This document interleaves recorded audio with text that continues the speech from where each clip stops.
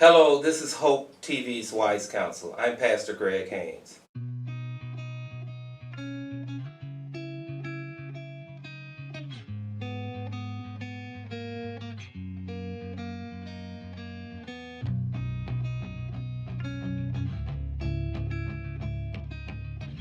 We have two questions today.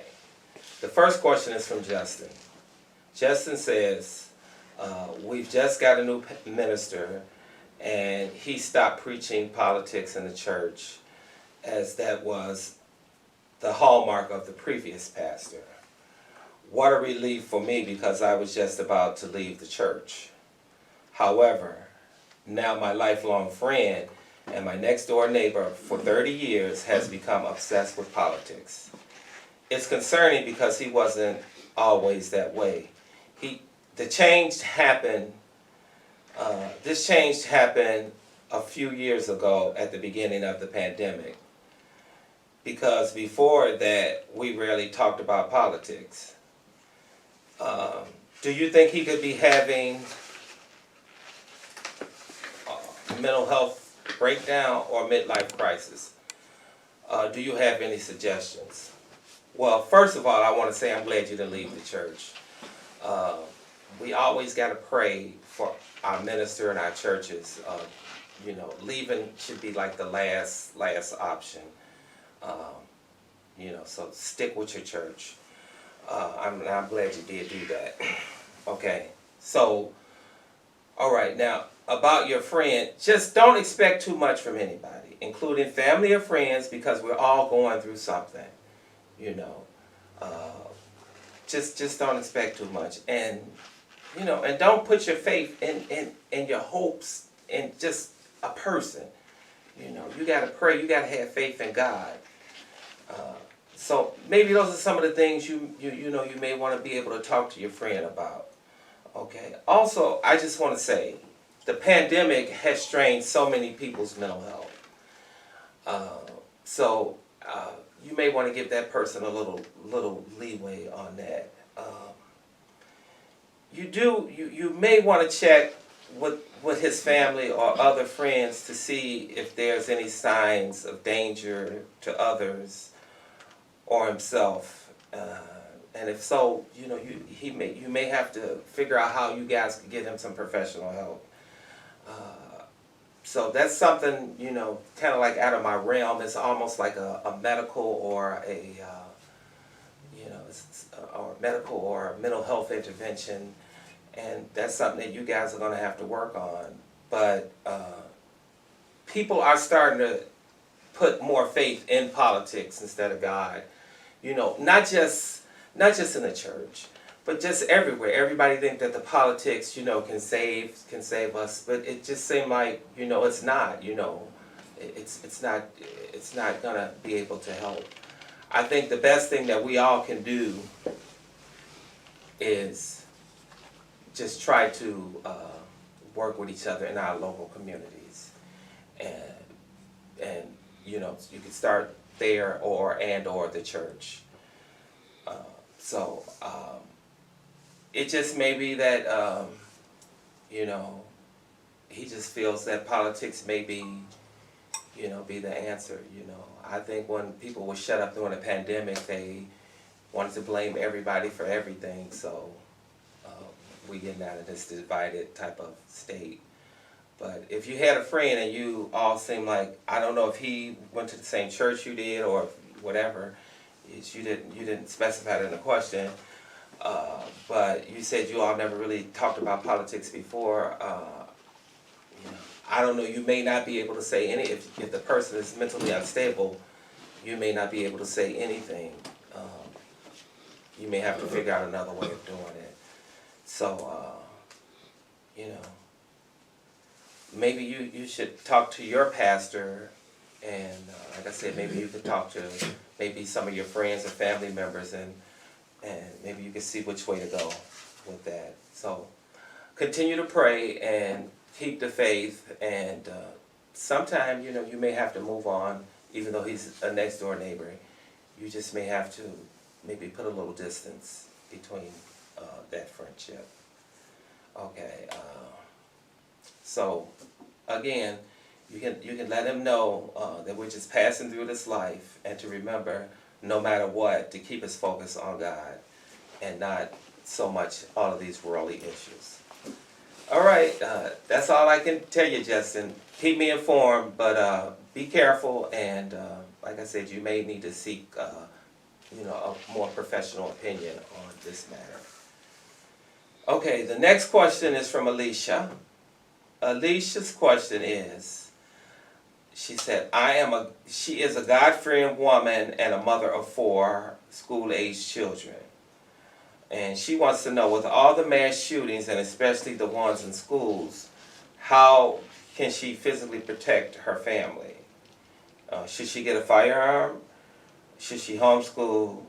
Should she write her elected officials and demand gun control and more school safety measures? And she also wants to know, should she pray?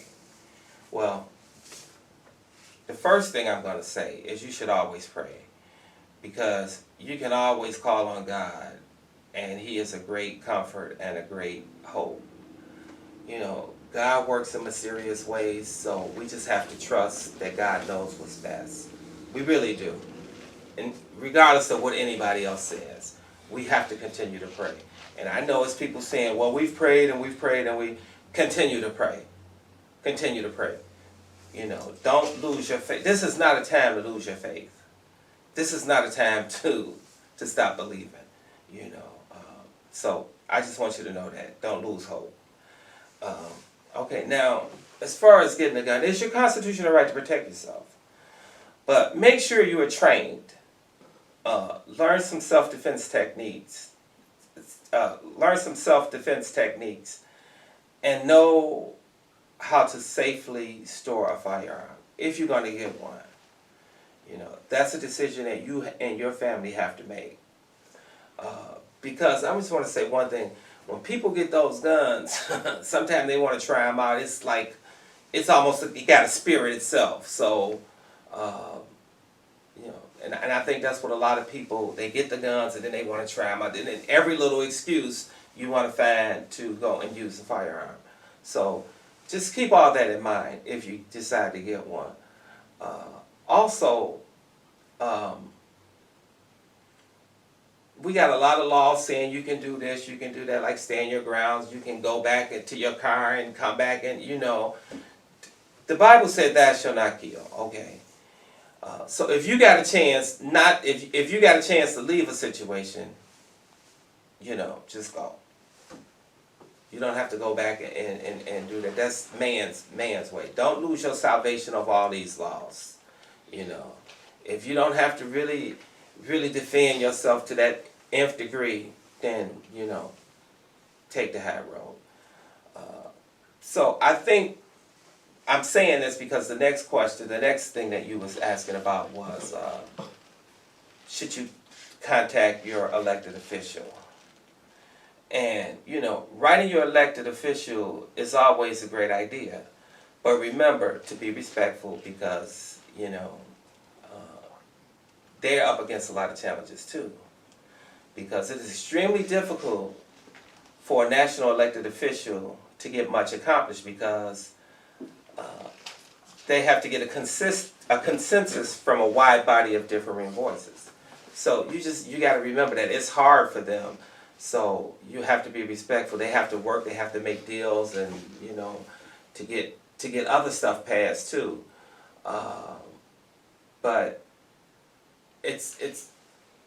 I think what we could possibly do more on a local level, and I hate to say this though. I mean, we may have to have more metal detectors in the school. And it's a shame, because when we were growing up, we didn't have to have that. We were just kids. We didn't even think nothing about any of this stuff that's going on today. We just was able to be kids. But I think that's where you have to start with the metal detectors. And we have to have more law enforcement, on the perimeter of the school.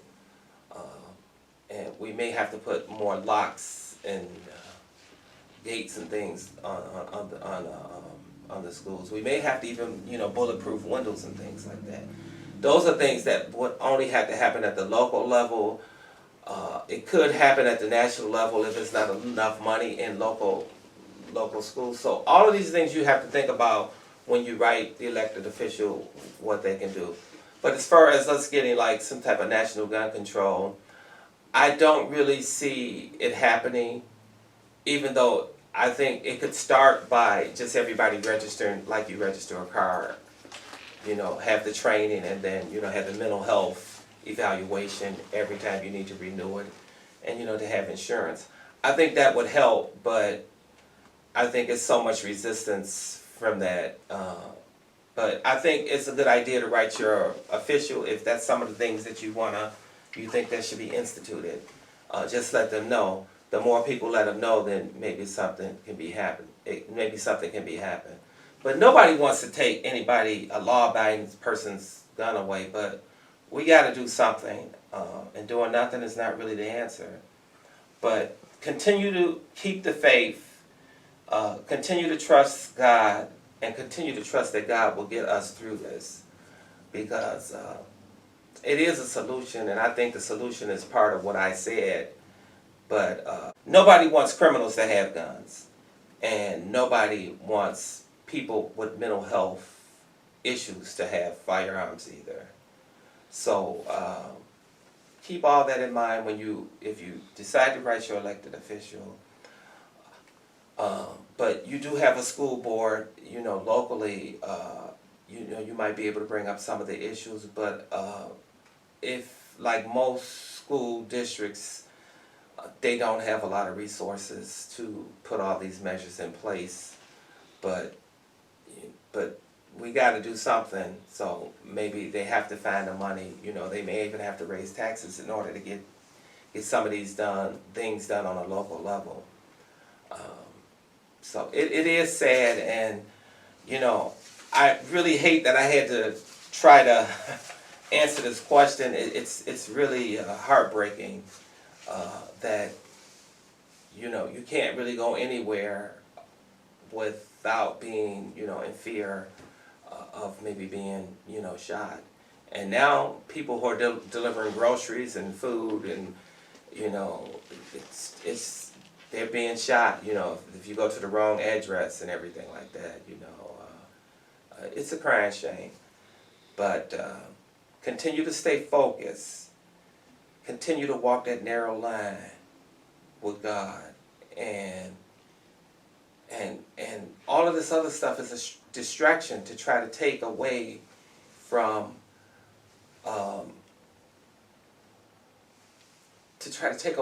your walk with God.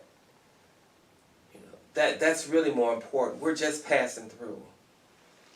So we're passing through, and I hope that you all realize that we're passing through, and just stay on. If you keep that God focus, we can't be worrying about everything everybody's trying to do, all of this manipulation or whatever, all this politics, they can't save you.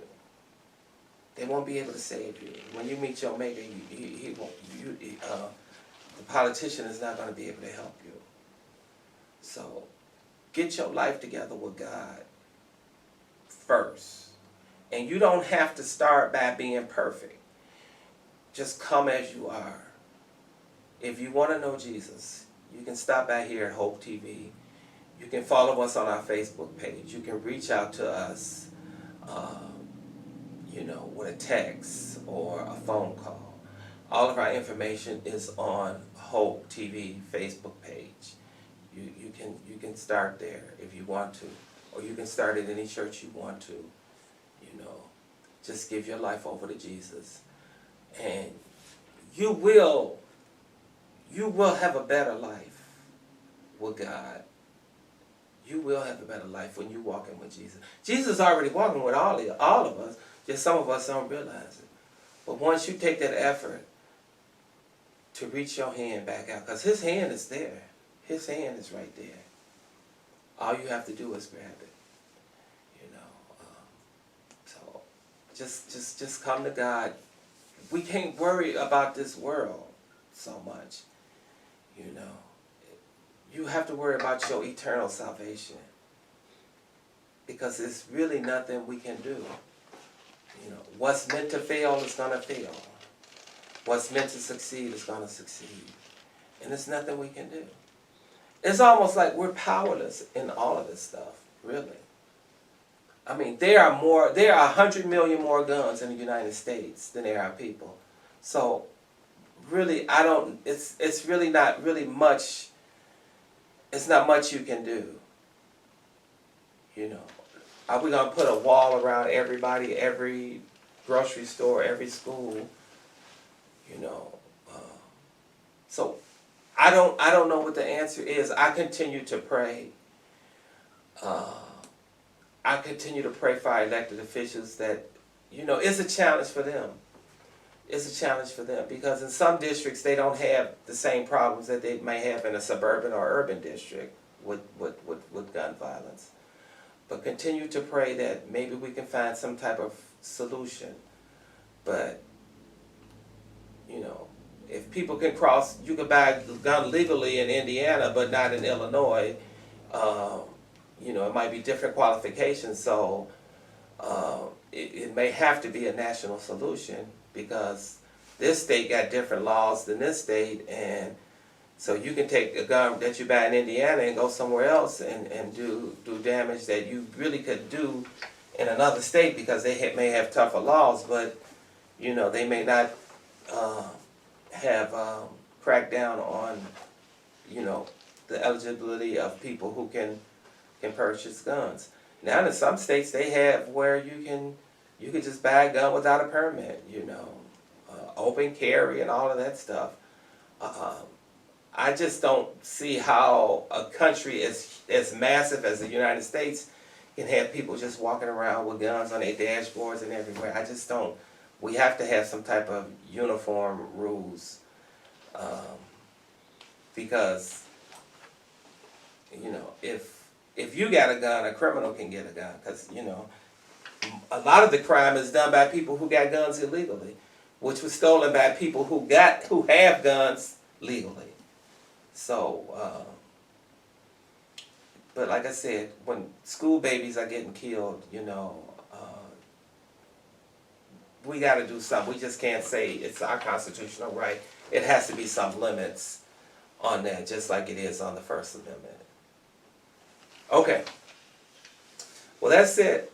I hope that helped some of you guys. So until next time, I'm Pastor Greg Haynes, and this is Wise Counsel for Hope TV.